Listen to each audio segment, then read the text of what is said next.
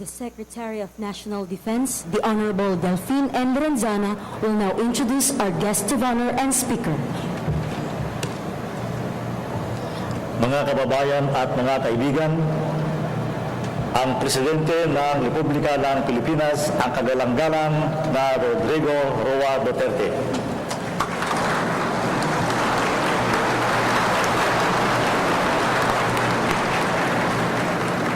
Kindly sit down. Salamat po. Alam mo, I was given this morning a prepared speech. It was all motherhood statements, and I felt that I have to do something more for the country. For it is my moral duty, my obligation, by my oath of office, that you should know what is happening to the country. Alam mo, ang problema natin is criminality, drugs,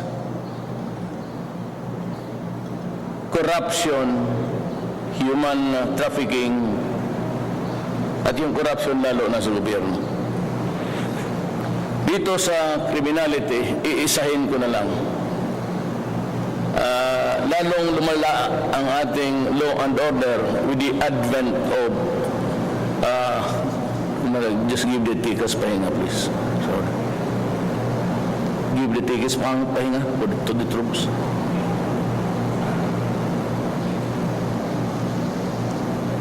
Tikas!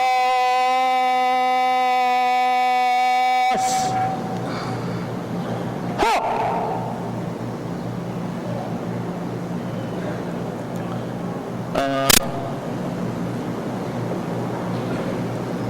The law and order of the country had become really a very serious problem for all of us. It has deteriorated with the advent of drugs because of the corrosive effect of money. I am very sad, but on the drug scene, we all long suspected na may maraming mga police sa gobyerno na involved sa drugs. I am not ready yet with the other branches of government agencies kagaya ng customs. I still have to validate it, but I already have the raw information.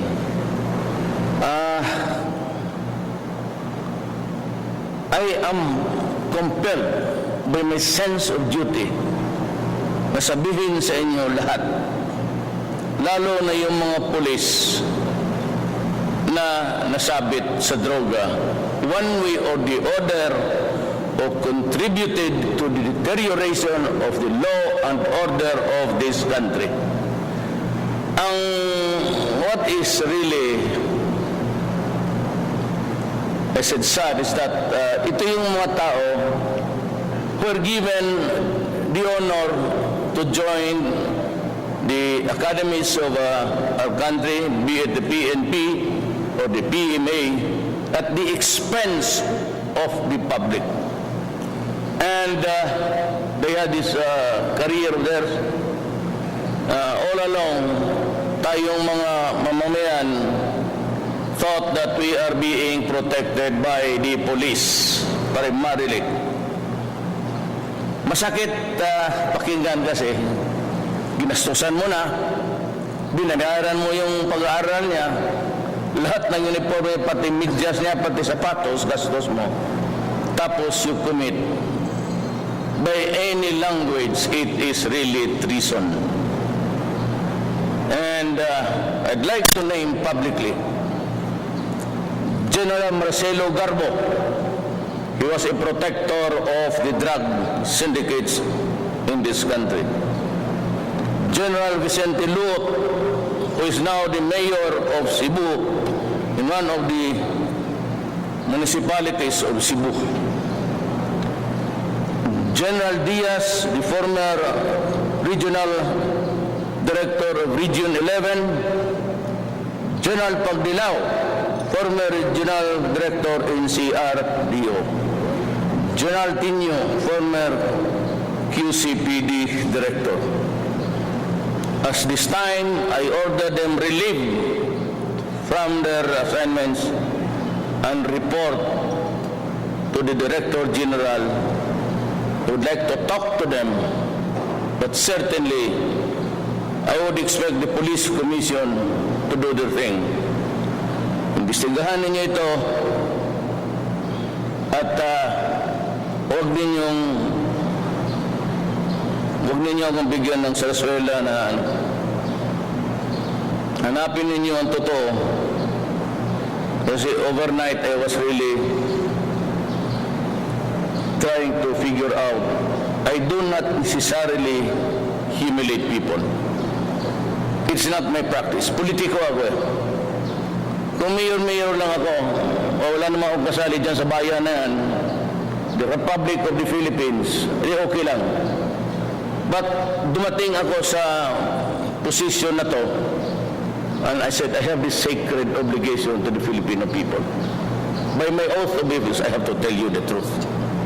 And the truth for the moment is, the tomato after so many validations, even when I was still mayor of Davao City, lumalabas na itong mga pangalan na to. Talagang lumalabas na. At nakikita mo naman ngayon with the intensification rather of the criminal syndicates and the drug distribution, marami nang namamatay at marami pang mamamatay.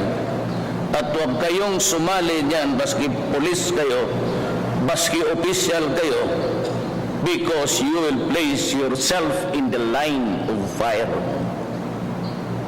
Hindi ako mayabang, politiko ako. I keep silent o sige lang, regular to okay lang.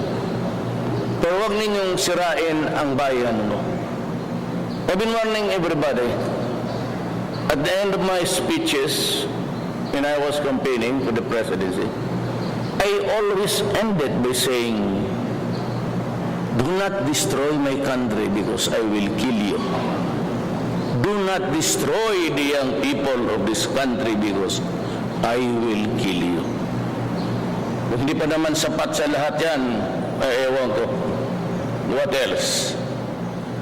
So, the campaign against drugs will continue.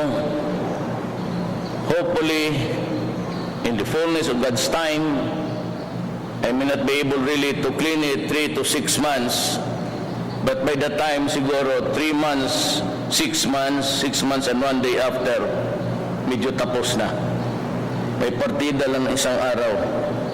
So you work overtime, and I'll be there with you to supervise everything. Now, let me be very, very clear. I have called upon the armed forces of the Philippines to help. Paswerte ako kasi si Presidente Arroyo, during her watch, raised the level of the drug problem as a national security threat, and therefore paving the way for me to ask the armed forces of the Philippines, Air Force, Navy, Army, to help in the campaign. Mabutit na lang nandyan yung, I said it was a approximation, I think, of President Arroyo long before. It's going to be either mine and mine alone. I assume full legal responsibility for it. Huwag kayong matakot basta nasa tama tayo. Just observe the law. Hindi kasi, alam mo, when I tell itong mga bugok, alam mo pa magsabi ako, shoot to kill, it means to say that when you are there hunting for the idiot and you think that there is a fight that would result in your demise, then why would you die? Shoot first, but only when you think that your life is in danger. That is a pabalik-balik yan sa 2 years yung mga polis na 2 years lang ano. Yung lalo ng gumaduate ng PNP, alam ninyo yan. So itong mga media na to, hayaan mo yan. Hindi naman dumadaan ng polis yan. Not 2 years. When I say reward, dead or alive, it's not the same thing. There are laws to be observed before you do it.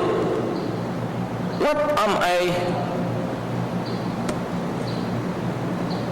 into in my messages? I just want you to be brave at huwag kayong patakot-takot mamatay dahil trabaho ninyo yan. Pinili naman ninyo yan. Hindi naman kayo pinilit na magpunta dyan. Ngayon, kung punta ka sa pulis, yan may masakit. Kayo lahat ha, it's not the appropriate time for me to be lecturing. Pero kayo, not within the 6 years that I will be.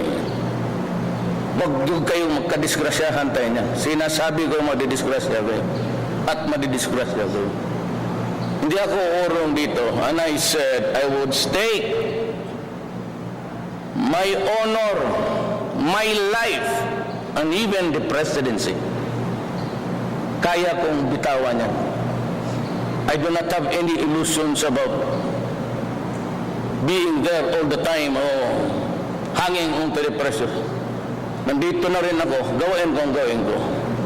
Kasi maraming presidente dumaan sa bayan natin na ano nangyari? Kasi hindi nyo pinapakinggan eh. Yan ang mahirap. Now the problem with that, let me give you a lecture about the human rights. Sabi nila noon, ito si Duterte is advocating for death by hanging, heinous crimes. Kasi noon, meron tayong death penalty. Anong sinasabi nila? Really, the naivety of a human being. Meron man tayong human rights law, Mayor Duterte. But hindi man ako yan. Sabi, it is a deterrence. It might deter, prevent, obstruct, or at least make him realize that there is a death penalty. Kaya dapat takutan, it deters him from committing a crime.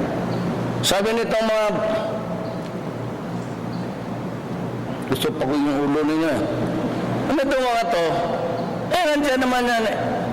Taba bakit? Wala man. Did it deter crimes from committing? Did the criminals? Why? So what is the reason? I'll give you a reason, very simple.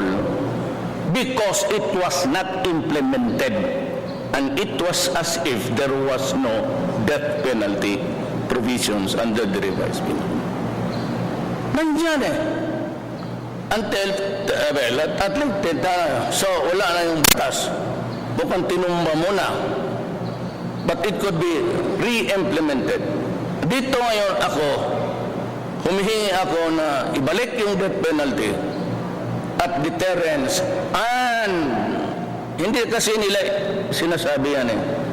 Retribution.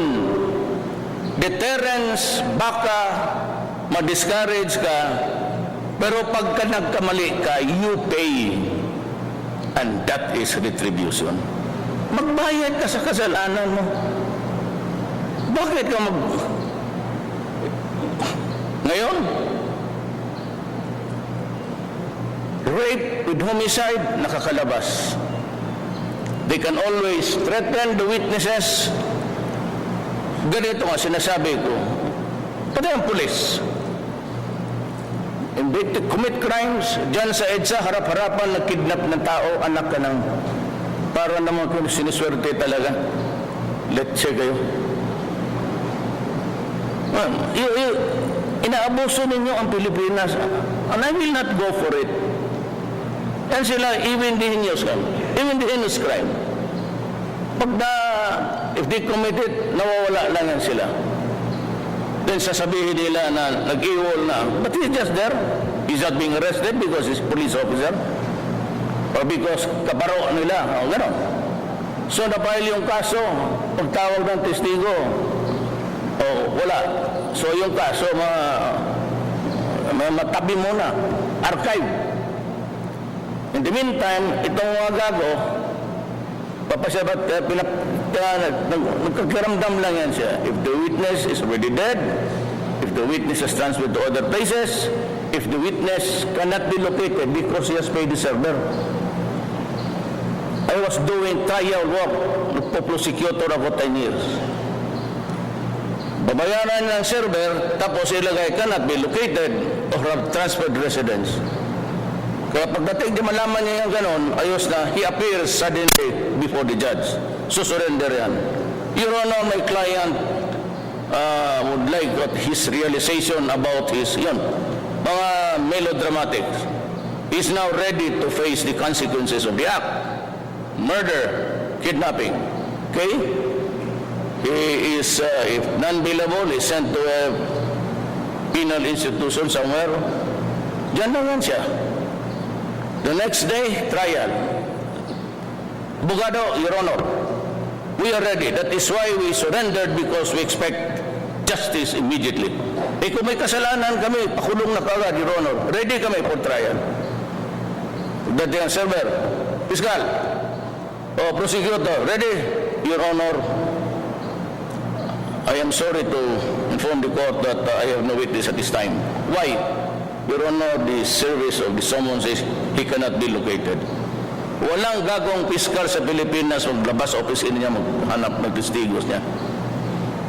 Walang gagong pulis mo, utusan mo na siharapin mo yan. May I order for the arrest. In the meantime, sabihin ko, if my witness will not appear, I will move for his arrest. And then I will ask the judge, maghintay ka, judge. Kasi hinahanap ko pa yung witness ko. But on the third postponement, Piskal, ready? Your Honor, I'm not ready, Your Honor. Why? Same answer, Your Honor. They will move.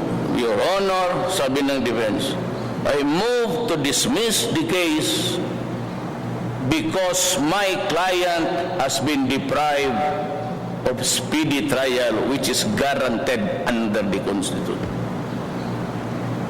The judge cannot do anything.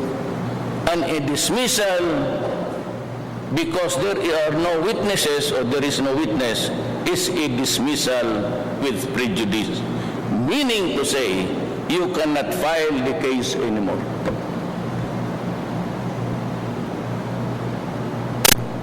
Anong gawin ko? Noon, piskal ako. I just can't really bite my tongue. Ngayon, isipin mo ako ngayon, kung ganunin mo ang korte, ganunin mo ako, ganunin mo ang bayan, ano mangyari sa'yo? Mamili kayo. Mamili kayo. Huwag ninyong lukuhin ang bayan sa panahon ko kasi hindi ako papayag. That goes for all. Criminality, hanggang ngayon hindi pa makuha. So, dito yung ating Director General, yung kidnapping, yung mga karnapping. Ito si Evangelista, yung ardent na sabak ngayon. Ito yung tatay na nag-drive doon sa kasa ng kotse, may-ari on siya, anak niya. Diretso-diretso na kinarnap, sinunog pa yung katawan. Eh, bakit mo ba ganunin kung patayin mo na yung tao? Ba't mo susunugin? Eh, kung ilantad mo lang ngayon dyan, bakit mo? Why do you? Itong mga Chinese community, time and again, about siguro mga 42, 43, I do not know. But I'm sure over 40. Kidnap, anak, bata, magbayad, ransom, wala na. Sige pa rin, hingi. Yung pala, wala na talaga. Pero sa Davao, sabihin ko sa inyo totoo, lahat ng kidnap doon, patay. Hindi ko tinatakot. You go and check the records. Lahat ng kidnap sa Davao, patay.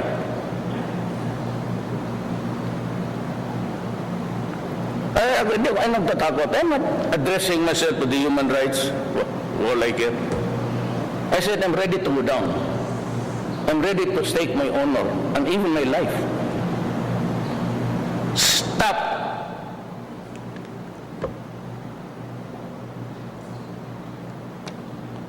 Then we have the corruption in government. again, it has to stop. Decades of corruption. Wala na talaga ang tao mapunta. Baski ako nung school ako, I want to go to the postal office to get my things there. And even my mother, may pinapadala yung magbayad talaga. Stop. You place yourself in jeopardy of going to prison. Lahat yung mga fixer-fixer, stop. I hope Paildon would do his thing, stop corruption sa customs. At si Billy Dulay, I know him, very good, he's honest. I hope he can deliver. I don't mind na it will be a lesser income for the country. I am prepared for that. But do not, like mga BIR, stop because I will make a trail out of it. Lahat ngayon binabantayan. And I will use technical, if you understand what is technical. Makikinig ako sa iyo. That's the only way to fight corruption. Illegal, legal. Of course, it is illegal. Only when I present the evidence in court. Pag hindi ko present yung evidence sa korte, ayaw kita ipakulong, patayin kita, di ba? Tabla rin. Mahirap kasi yung gano'n. Siguro, pati terorista, that is our problem. The coming serious problem of the country, terrorism. We have to beef up the police. I need about 3,000 men more. There are problems of the country that are confronting us eyeball to eyeball. I cannot move. I have to bide my time because I need equipments. The things that I saw na wala dito, which I cannot discuss with you, but which I can discuss with the military and the police. Panahon na, I am sure that this is a time for, landing softly. Kayong nabubuhay dyan with the extra frills or ang sweldo mo, pwede mo lang yan kasi mayroon kang kinikita. Well, this time, we have to learn how to live frugally and tone down. You are used to buying cars for everybody in the family. Well, I'm sorry. Do not do that because I will, the lifestyle checks will be all the year round. And I would know from your garage kung tignan ko kung ilan ang kotse mo. Ganon. I'm sorry I have to say this in public, in front. But before I forget, I'd like to congratulate and my salute to the Philippine Air Force on the 69th anniversary. I have seen you in action. I have been mayor for 23 years. We did a lot of things together. Yung iba na-retire na, yung iba nandyan pa. Sabagay kayong, those of you who have observed me close, na maintindihan na ninyo ako. These are the things I cannot really swallow. And there are things which I cannot swallow until now, but I cannot move because naghingi lang ako ng timing. So, lahat ito kasi kailangan natin. More than at any other time, ganoon din announce ko, na kailangan ninyo tumulong sa bayan. I am sure that kayong mga security forces, you will have all the things that you need. I will see to that. Lahat kailangan. We will acquire more helicopters and night vision capability. Yan ang nag-hamper. If I have that, then we can improve our performance. Good that we are talking to the Communist Party of the Philippines. Doing well, and we hope to have a firm agreement by the end of the year if Season would come home. I am ready to give him a safe conduct pass. And yung Tiamson spouses, pati si Halandoni, I am not ready to release everybody. Only after the success of the talks. If there's one coming our way, bago ko sila i-release. Now we can grant amnesty, but they have to lay down their arms.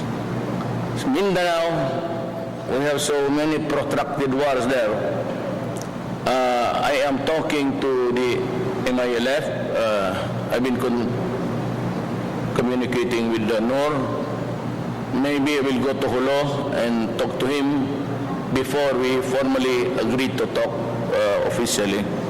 I have my team already. I would not mention them now, but they are ready sa government side. Abu Sayyaf, I said, there will always be a time for reckoning, and it will come. Hintay lang kayo. On the West Philippine Sea, we remain optimistic that the judgment will be in our favor, and if it's not, then we will accept it as part of a country who honors international commitments, that is by the UNCLOS. If it's favorable to us, let's stop. We are not prepared to go to war.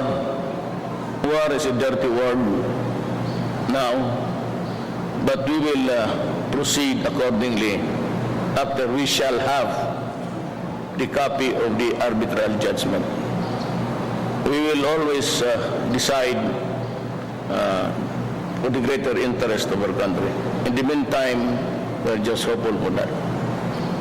So again, I repeat, the drive against crime, criminality, and drugs will continue. Pati yung mga, do not so much focus on, I'm reminding the police, focus on yung mga drugs lang. Do not forget sa bagay naglipatan na lahat itong kidnap or ransom, murder for hire. Huwag ninyong palusutin yan. Pero ang iba nag-shift na lahat because ang drugs mura, madali itago at pera kaagad. I said, I gave everybody, every general, I think, for the Armed Forces of the Philippines, mayroon silang kopya yung kay Ian Grillo. He's the guy who wrote about the sad state of South America and those countries who fall into narco-politics. If not interdicted, itong droga na ito, especially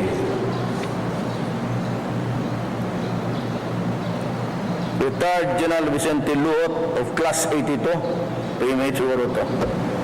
He's now the mayor of a municipality. Narco-politics yan. And a host of other cities na hindi na-validate ng... Gusto ko kasi yung validated talaga. Itong sa ibang lugar pumunta tatanong talaga ako. I go there and ask. I hope that we would have a brighter tomorrow, our children safe from being armed. Itong mga kriminal, baski saan, mga Pandakan, mga Santa Ana, Tondo, the criminals have hijacked. They have taken over the public streets and public places. Ang ating mga anak, hindi na sila makapasyal. And every time magsasakay ng bus, yung mga anak natin na hindi naman lahat mayaman ipapawis na yung kamay and they are under stress because hold up.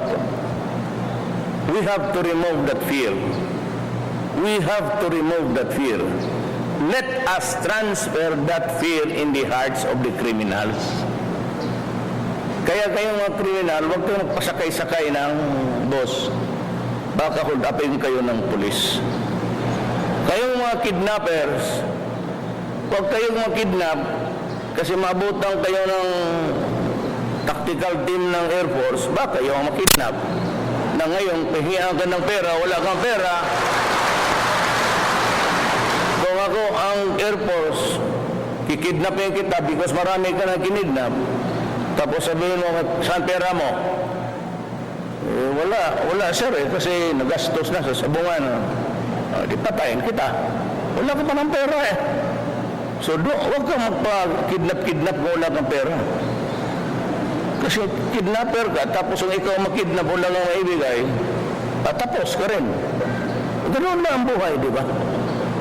It's retribution. If the courts cannot give it, somebody will. God. Maraming salamat po.